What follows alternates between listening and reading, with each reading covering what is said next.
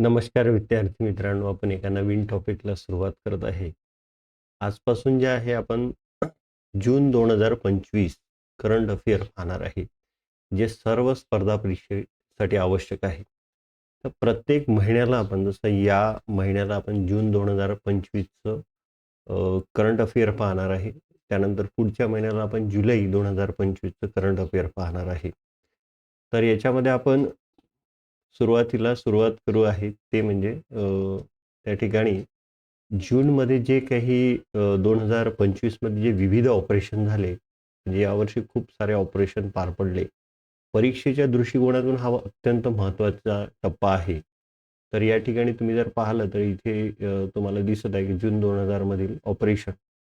त्यामध्ये पहा इथे हा इस्रायलने इराणवर हल्ल्यासाठी राबविलेले जे मिशन आहे त्याला ऑपरेशन रायझिंग लायन असं म्हणतात. काय म्हणतात? ऑपरेशन रायझिंग लायन असे म्हणतात. त्यानंतर इराणने इस्रायलवर हल्ल्यासाठी जे राबवलेले मिशन आहे त्या मिशनला आपण ऑपरेशन टू प्रॉमिस 3 असं म्हटलं जाते. त्यानंतर अमेरिकेने इराण हल्ल्यासाठी राबविलेले ऑपरेशन, अमेरिकेने इराणवर जे ऑपरेशन केलं त्या ऑपरेशनचं नाव आहे मिडनाईट हॅमर असं नाव आहे अमेरिकेने इराणवर केलेल्या हल्ल्यासाठी. त्यानंतर आपण पुढचं जर पाहिलं तर इराण जो आहे, इराणने कतारमधील अमेरिकेच्या अल उदेद एअर बेसवर हल्ल्यासाठी राबविलेले ऑपरेशन बशायर अल फतह असे आहेत. ज्यावेळेस अमेरिकेने इराणवर हल्ला केला आणि मग इराणने परत अमेरिकेला प्रतिहल्ला म्हणून ऑपरेशन राबवले, त्या ऑपरेशनचं नाव आहे जे कतारमधील अमेरिकेचा जो एक एअर बेस आहे अल उदेद याच्यासाठी इराणने ऑपरेशन लादलं होतं. त्याचं नाव आहे बशर अल फतह.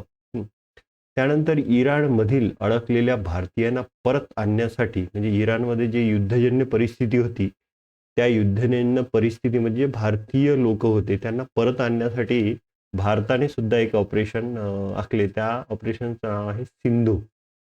ऑपरेशन सिंधू असं म्हटलं जाते त्याला.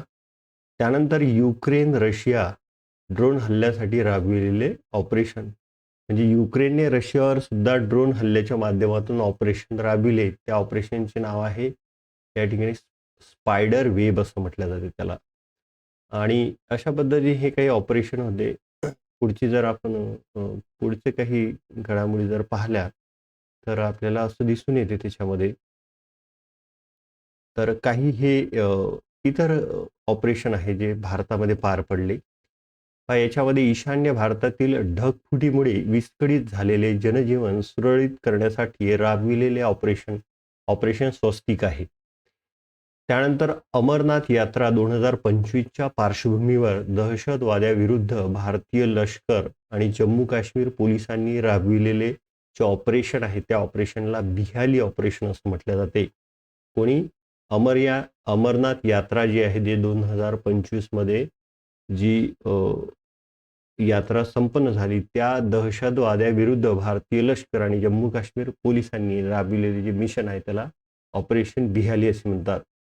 त्यानंतर मित्रांनो, सायबर आर्थिक फसवणूक रोखण्यासाठी सीबीआयने राबवलेले जे ऑपरेशन आहे त्याला ऑपरेशन वनरेशन अशा पद्धतीने त्याला म्हटले जाते. तर ही झाली मित्रांनो जून 2000 मधील विविध ऑपरेशन जे परीक्षेच्या दृष्टिकोनातून अत्यंत महत्त्वाचे आहेत. धन्यवाद मित्रांनो. या ठिकाणी आपण थांबू या ऑपरेशन सहित.